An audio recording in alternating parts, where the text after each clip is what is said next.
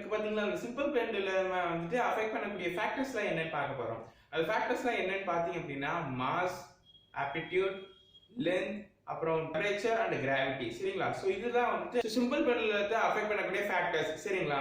So இப்போ வாங்க அதெல்லாம் ஒவ்வொன்றா டீடைலா பார்க்கலாம்.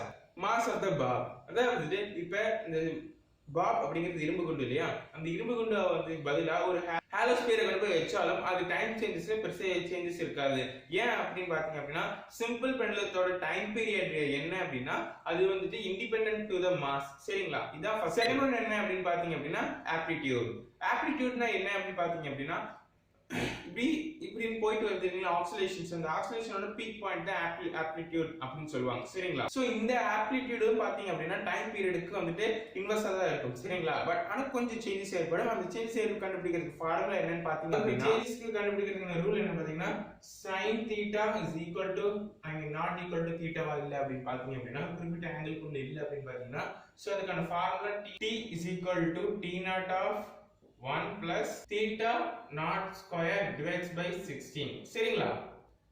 இதுதான் வந்துட்டு அந்த வேரியேஷன் ஆஃப் டைம் பீரியட் வந்து ஆப்டிடியூட்ல கண்டுபிடிக்கிறதுக்கான ஃபார்முலா. பட் ஆனா நீங்க நினைக்கிற மாதிரி பெரிய லெவல் டைம் பீரியட்ல சேஞ்சஸ் இருக்காது. சரிங்களா? இப்போ நம்ம third one length of the string பத்தி இப்போ நம்ம தேர்ட் ஒன் பார்க்க போறோம். தேர்ட் ஒன் என்ன அப்படின்னு பாத்தீங்க அப்படின்னா length of the string. சரிங்களா? So length of the string வந்துட்டு dependent to the time period. சரிங்களா? அது எப்படி அப்படின்னு பாத்தீங்க அப்படின்னா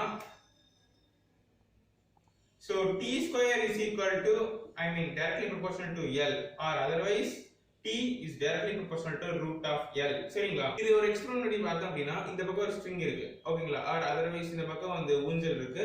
சோ ஊஞ்சல்ல இப்படி இருந்துட்டு இருக்கீங்க. இப்ப உட்கார்ந்துட்டு இருக்கும்போது பாத்தீங்கன்னா அது சென்டர் ஆஃப் மாஸ் கீழ இருக்கும். பட் நீங்க இது மாதிரி எழுந்து நின்னீங்க அப்படின்னா சென்டர் ஆஃப் மாஸ் மேல போயிடும் இல்லையா? சோ இப்படி மேல போயிடுச்சு அப்படின்னு பாத்தீங்க அப்படின்னா இதுக்கான ஆக்சிலேஷன் பாத்தீங்கன்னா ஸ்லோ ஆயிடும். சரிங்களா? சோ இந்த லென்த் அப்படிங்கிறது ஸ்ட்ரிங் மட்டும் சொல்லல, இந்த ஸ்டார்டிங் பாயிண்ட்ல இருந்து அந்த சென்டர் ஆஃப் மாஸ் எங்க இருக்கோ சோ அது வரைக்கும் வந்துட்டு இந்த லென்த் சொல்லுவாங்க. சரிங்களா? சோ இந்த சென்டர் ஆஃப் மாஸ் சேஞ்ச் ஆகறனால லென்த்தும் சேஞ்ச் ஆகும், லென்த் சேஞ்ச் ஆச்சுன்னா டைமும் சேஞ்ச் ஆகும். சோ அப்படி பாத்தீங்கன்னா இது கிராஃப் டிரா பண்ணலாம். எப்படி அப்படின்னு பாத்தீங்க அப்படின்னா சோ இது L, இது T, I mean root of L. So அப்படி பாத்தீங்க அப்படின்னா ஸ்ட்ரைட் லைனா தான் இருக்கும். சரிங்களா? இப்போ நம்ம fourth one என்ன அப்படின்னு பாத்தீங்கன்னா டெம்பரேச்சர். இந்த டெம்பரேச்சரும் பாத்தீங்க அப்படின்னா சிம்பிள் பெண்டுலத்தோட டைம் பீரியடை கண்டிப்பா அஃபெக்ட் பண்ணும். சரிங்களா? சோ சம் டெம்பரேச்சர் ஏற்படுறதுனால அது லென்த் வந்து ஸ்ட்ரிங்கோட லென்த் வந்து அதிகமாகலாம் கம்மியாகலாம். சரிங்களா? சோ அந்த மாதிரி சேஞ்சஸ் ஏற்படுறதுனால கூட வந்துட்டு டைம் பீரியட் அஃபெக்ட் ஆகலாம். சோ சேஞ்ச் இன் டெம்பரேச்சர் வச்சு நம்ம எப்படி அந்த டைம் பீரியட் கால்குலேட் பண்றது அப்படின்னா அதுக்கு யூஸ் பண்ண வேண்டிய ஃபார்முலா என்னன்னு பாத்தீங்க அப்படின்னா del t by t is approximately half alpha del theta. சரிங்களா?